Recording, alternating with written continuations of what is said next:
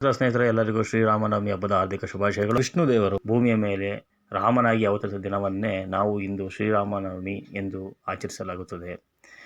ಸ್ನೇಹಿತರೆ, ಈ ದಿನವನ್ನು ರಾಮನ ಜನ್ಮದಿನವನ್ನಾಗಿ ಆಚರಿಸಲಾಗುತ್ತಿದ್ದು, ಪ್ರತಿ ಹಿಂದೂ ಕ್ಯಾಲೆಂಡರ್ನ ಚೈತ್ರ ಮಾಸದ 9ನೇ ದಿನದಂದು ಆಚರಿಸಲಾಗುತ್ತದೆ. ಶ್ರೀರಾಮ ಬೀಜ ಮಂತ್ರವು ಅತ್ಯಂತ ಪ್ರಭಾವಶಾಲಿ, ಶಕ್ತಿಶಾಲಿಯಾಗಿದ್ದು, ಇದನ್ನು ರಕ್ಷಣೆ ಮತ್ತು ಆಧ್ಯಾತ್ಮಿಕ ಪ್ರಗತಿಗಾಗಿ ಜಪಿಸಲಾಗುತ್ತದೆ. ಸ್ನೇಹಿತರೆ, ವರ್ಷಕ್ಕೆ ಒಂದೇ ಬಾರಿ ಬರುವ ಈ ಶ್ರೀರಾಮನವಮಿಯನ್ನು ಅತ್ಯಂತ ಶ್ರದ್ಧಾಭಕ್ತಿಯಿಂದ ಪೂಜಿಸಿ ಮತ್ತು ಬೀಜ ಮಂತ್ರ 108 ಬಾರಿ ಪಠಿಸುವುದರಿಂದ ನಿಮ್ಮ ಇಷ್ಟಾರ್ಥಗಳು ನೆರವೇರುತ್ತದೆ. ಶ್ರೀರಾಮ ಬೀಜ ಮಂತ್ರ ಇಂತಿದೆ: ಓಂ ರಾಮ್ ರಾಮಾಯ ನಮಃ. ನಿಮಗೆ ಎಷ್ಟು ಸಲ ಸಾಧ್ಯವಾಗುತ್ತೋ ಅಷ್ಟು ಸಲ ಇಂದು ವಿಶಿಷ್ಟವಾದ ದಿನವಾಗಿದ್ದರಿಂದ ನಿಮಗೆ ಸಾಧ್ಯವಾದಷ್ಟು ಬಾರಿ ನೀವು ಈ ಮಂತ್ರವನ್ನು ಪಠಿಸಿ ಅದರ ಅನುಕೂಲವನ್ನು, ಹೆಚ್ಚಿನ ಫಲವನ್ನು ಪಡೆದುಕೊಳ್ಳಬೇಕಾಗಿ ನಿಮಗೆ ಈ ಮುಖಾಂತರ ತಿಳಿಸುತ್ತಿದ್ದೇನೆ.